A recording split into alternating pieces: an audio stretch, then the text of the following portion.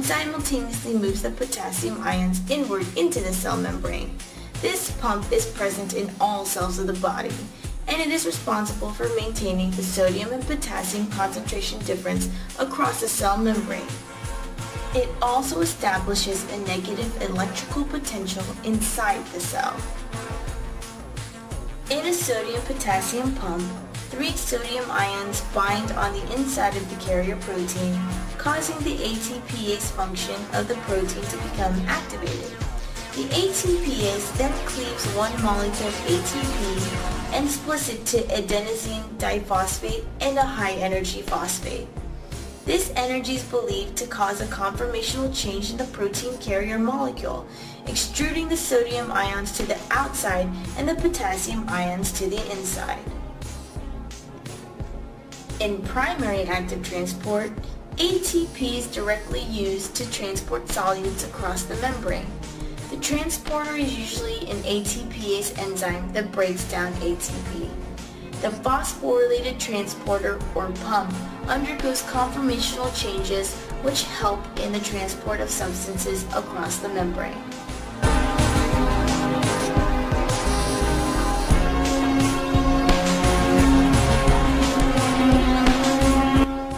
When sodium ions are transported out of cells by primary active transport, a large concentration gradient of sodium usually develops due to a high concentration outside and a low concentration inside the cell. This gradient represents a storehouse of energy due to the excess sodium inside the cell membrane, which is always attempting to diffuse to the interior. Under the appropriate conditions, this diffusion energy of sodium can literally pull other substances along with sodium through the cell membrane. This phenomenon is called co-transport and is one form of secondary active transport. For sodium to pull another substance along with it, a coupling mechanism is required. This is achieved by means of another carrier protein in the cell membrane. The carrier in this instance serves as an attachment point for both the sodium ion and the substance to be co-transported. Once they are both attached, a conformational change occurs in the carrier protein, and the energy gradient of the sodium ion causes both the sodium ion and the other substance to be transported together to the interior of the cell. This mechanism is important in the co-transport of one sodium ion, one potassium ion, and 2 chloride ions from the extracellular fluid into the cell. In the kidney, these transporters act to reabsorb sodium and dilute the urine. This decreases the urine osmolarity and facilitates the reabsorption of water in the distal tubule and collecting duct under the influence of antidiuretic hormone.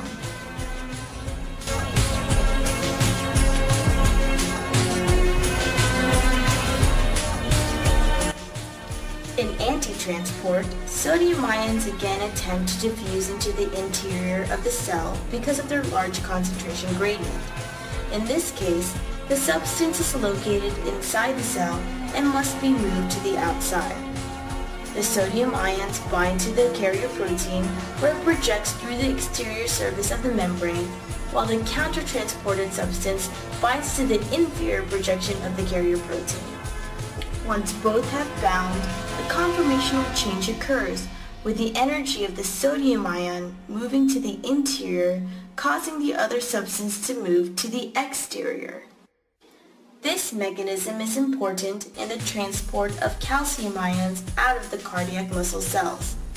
Muscle cells are triggered to contract by the rise in intracellular calcium concentration, so it is imperative that calcium be removed from the cytoplasm in order for the muscle to relax before its subsequent contraction.